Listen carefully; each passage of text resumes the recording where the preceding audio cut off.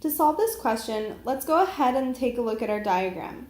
We're told that triangle WXY is inscribed inside of the semicircle. This implies that angle WXY is actually a right angle. So we can label that it's going to be a 90-degree angle. We're also told that WX line segment is 2, and that would be this line segment right here. So we know the value of that is 2.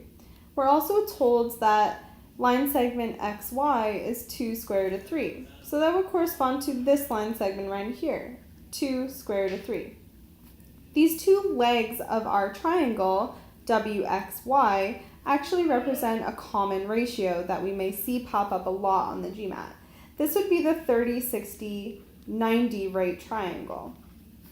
This ratio of sides actually corresponds to the leg, and hypotenuse.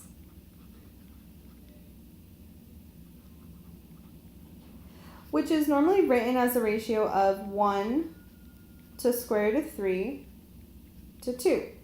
Now we don't have 1 and square root of 3 as our legs, but we do have those values scaled up by 2. So if we take this ratio and we multiply it by 2, we have 2 to 2 square root of 3 to 4.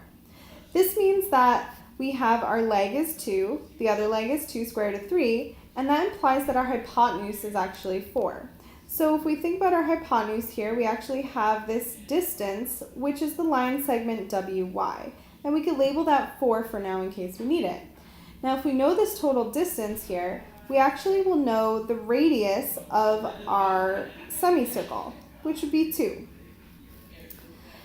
These legs also, or this ratio for this common right triangle, also tells us which angle is which. Opposite the hypotenuse is 90 degrees.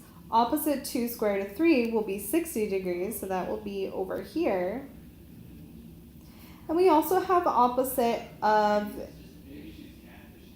2 would be 30 degrees.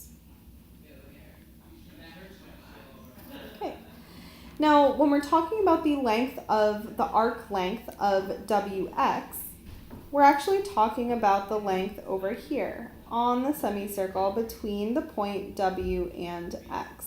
This is not the perfect highlighting tool, but just to get a visual of what we're looking for. Now, if we're looking for that length of our arc, we can actually go ahead and pull that down. In order to find the arc length, we're going to need a central angle. That would be this angle here. And this is actually double what this angle is, the inscribed angle here. So this is actually 60 degrees. Our measure is going to be double that intersected arc. Now, let's think about how we're going to find our arc length. To find the length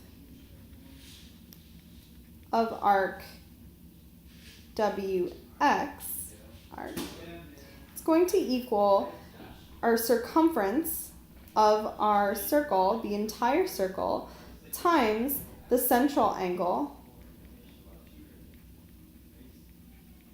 divided by 360. So let's go ahead and let's scroll down a little bit to give us more space. The circumference of our entire circle is going to be 2 pi r. Now, r represents our radius of the entire circle, and we actually do have that here. Our central angle is 60 degrees, and we're dividing that by 360. And now we can go ahead and plug in r, and then all we have to do is simplify to find our central angle, or our length of our arc. So plugging in r, we have 2 pi times r is 2, and we can simplify 60 over 360, which would end up with 1/6. Continuing simplifying, we end up with a 4 pi over 6, and we can simplify a common term of 2, which would end up being a 2 pi over 3, and that represents the length of arc WX.